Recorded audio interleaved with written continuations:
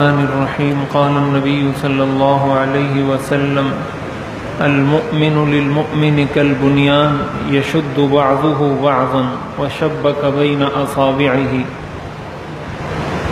حضور نبی کریم سرور دو عالم صلی اللہ علیہ وسلم نے ارشاد فرمایا، مومن دوسرے مومن کے لیے عمارت کی طرح ہوتا ہے جس کا ایک حصہ دوسرے حصے کو مضبوط کرتا ہے، اور اس کے بعد آپ نے اپنے دونوں ہاتھوں کی انگلیوں کو ایک دوسرے کے اندر کر کے اس کی مثال دی کہ اس طریقے سے ایک مومن دوسرے مومن کو مضبوط کرتا ہے۔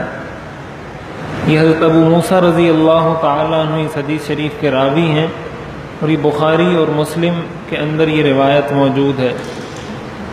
اس میں آپ نے ایک مومن کو زندگی گزارنے کا طریقہ بتایا ہے۔ اس دنیا کے اندر ہر آدمی ایک شعبے سے تعلق رکھتا ہے، کوئی کھیتی باڑی کرتا ہے تو کوئی ملازمت کرتا ہے تو کوئی کاروبار کرتا ہے، کوئی تعلیم حاصل کرتا ہے، کوئی پڑھتا ہے، کوئی پڑھاتا ہے۔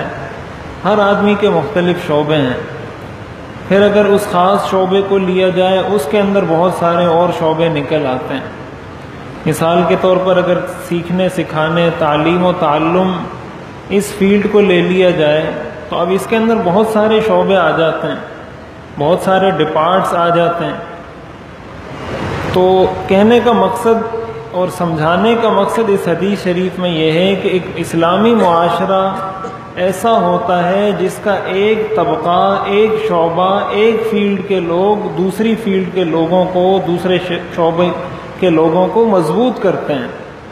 اس کا نتیجہ کیا ہوتا ہے؟ اس کا نتیجہ یہ ہوتا ہے کہ وہ معاشرہ، وہ ملک، وہ بستی، وہ شہر وہ مستحکم ہوتا ہے، کوئی اس کو چھیڑ نہیں سکتا، اس لیے کہ جب پڑھنے والے، پڑھانے والے اور ہر طبقہ زندگی سے تعلق رکھنے والے یہ سمجھیں کہ ہم ایک فیملی کے ممبر ہیں، ہم ایک خاندان سے تعلق رکھتے ہیں، اگر میں اس کو مضبوط کروں گا اس کا مطلب میں خود مضبوط ہوں گا۔ یہ اس حدیث کا مطلب ہے کہ یہ ایک دوسرے کے لیے عمارت کی طرح ہے۔ اب اگر دیوار کا اوپر کا حصہ اپنی جگہ پر کھڑا ہے تو اس میں نیچے والے بلاک کا حصہ ہے، اگر نیچے والا بلاک آپ نہیں رکھیں گے تو اوپر والا بلاک اوپر نہیں رہے گا۔ لیکن اب اگر نیچے والا بلاک یہ کہے کہ میں نیچے کیوں ہوں اور یہ اوپر کیوں ہے، میں بھی بلاک ہوں اور یہ بھی بلاک ہے، تو جیسے وہ اوپر ہے تو میں بھی اوپر ہو جاؤں، تو ایسا اگر کوشش شروع ہو جائے گی تو دیوار کھڑی نہیں ہو سکتی۔ کم از کم یہ رسہ کشی تو ہوگی، یہ لڑائی جھگڑا تو ہوگا، لیکن دیوار کھڑی نہیں ہو سکتی، دیوار مضبوط نہیں ہو سکتی۔ تو یہ دنیا میں اللہ تعالیٰ نے نظام بنایا ہے، اور ایک مومن کو اس چیز کی خصوصی تعلیم دی ہے کہ ایک دوسرے کو مضبوط کرو۔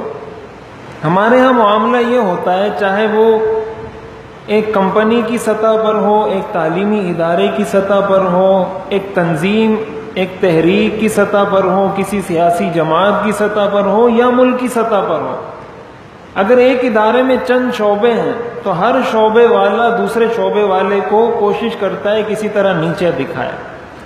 ایک ڈپارٹ والا کوشش کرے گا میں اس کو نیچا دکھاؤں، یہ کوشش کرے گا میں اس کو نیچا دکھاؤں، نتیجے میں نقصان سب کا ہوتا ہے، اجتماعی نقصان ہوتا ہے۔ وہ تو یہ سمجھتا ہے کہ میں نے اس کو نقصان پہنچایا، در حقیقت وہ اپنے آپ کو نقصان پہنچا رہا ہوتا ہے، اس لیے کہ جب آپ اس کو نقصان پہنچائیں گے وہ آپ کو نقصان پہنچائے گا، نتیجہ یہ ہوگا کہ وہ ادارہ بیٹھ جائے گا۔ یہ جو قرآن کریم میں آتا ہے وَاعْتَصِمُوا بِحَبْلِ اللَّهِ جَمِيعًا وَلَا تَفَرَّقُوا، کہ اللہ کی رسی کو مضبوطی سے تھامو اور آپس میں الگ الگ ٹکڑوں میں مت تقسیم ہو جاؤ۔ اس کا مقصد یہ ہے کہ ایک ہو کر رہو گے تو کام کر سکتے ہو۔ اب ملکی سطح پر بھی اب اگر سیاسی جماعتیں ہیں تو سیاسی جماعت کا ایک سیاسی جماعت سے تعلق رکھنے والا کبھی کسی دوسرے سیاسی جماعت کے رہنما کی یا ان کے کسی اچھے کام کی تعریف نہیں کرے گا، جانتے ہوئے اس کو معلوم ہے کہ اس سیاسی رہنما نے یہ جو کام کیا ہے یہ اچھا کیا ہے، لیکن چونکہ وہ اس کا مخالف سیاسی جماعت سے تعلق رکھتا ہے اس لیے وہ تعریف نہیں کرے گا۔ حالانکہ اگر سیرت کا مطالعہ کریں، حضور علیہ الصلوۃ والسلام کی سیرت کا مطالعہ کریں، مشہور واقعہ حضرت ابو ہریرہ رضی اللہ تعالیٰ عنہ کو آپ نے نگران بنایا تھا، شیطان آتا تھا اور چوری کر کے چلا جاتا تھا۔ آیت الکرسی کی فضیلت میں جو مشہور حدیث ہے، ایک دن حضرت ابو ہریرہ نے شیطان کو پکڑ لیا، تو شیطان نے یہ کہہ کر جان چھوڑائی کہ میں تمہیں یہ چیز سکھاتا ہوں، یہ سیکھ لو، اگر تم یہ دعا پڑھ کر اس پر پھونک دو گے تو پھر میں اس پر قابو نہیں پا سکتا ہوں۔ اور شیطان نے ان کو آیت الکرسی بتائی کہ یہ پڑھ لیا کرو، اور اس پر حضرت ابو ہریرہ نے شیطان کو چھوڑ دیا۔ صبح جب ہوئی، حضرت ابو ہریرہ نے ساری صورتحال بتائی، تو حضور علیہ الصلوۃ والسلام نے جو جملہ ارشاد فرمایا میں اس کی طرف اشارہ کرنا چاہتا ہوں۔ آپ نے فرمایا صدق وہو کذوب، کہ شیطان ہے تو جھوٹا لیکن یہ بات اس نے سچ کہی ہے۔ شیطان ہے تو جھوٹا لیکن یہ بات اس نے سچ کہی ہے، یعنی حضور علیہ الصلوۃ والسلام نے شیطان کے صحیح عمل کو بھی صحیح کہا، شیطان کے عمل کو۔ انسان تو جتنا بھی گر جائے شیطان تو نہیں ہوتا نا، آپ نے شیطان کے عمل کے بارے میں کہا کہ یہ ہے تو جھوٹا لیکن یہ بات اس نے سچ کہی ہے۔ اور ہمارا رویہ یہ ہو چکا ہے کہ میرا مخالف سیاسی رہنما کبھی صحیح کام کر ہی نہیں سکتا، کبھی سچ بول ہی نہیں سکتا۔ ایک مسلمان ایسا نہیں ہوتا۔ یہ چیز جب معاشرے سے نکلتی ہے، معاشرہ تقسیم ہوتا ہے۔ یہ تفرقہ بازی لوگ بہت کرتے ہیں۔ یہ تفرقہ بازی صرف مذہب کی بنیاد پر نہیں ہوتی۔ لوگ کہتے ہیں مولویوں نے تقسیم کر دیا، مولویوں سے زیادہ سیاسی رہنماؤں نے تقسیم کیا ہے لوگوں کو۔ تو یہ تفرقہ بازی یہاں بھی منع ہے، دینی معاملات میں بھی منع ہے، لیکن اس کا صرف یہ مطلب نہیں ہے کہ دینی معاملات میں تفرقہ بازی نہیں، اس کا مطلب یہ کسی معاملے میں بھی تفرقہ بازی مت کرو۔ یہ لوگ اس کو خاص کر دیتے ہیں فرقہ واریت کو، اس کے ساتھ اس کا تعلق زندگی کے ہر شعبے سے ہے۔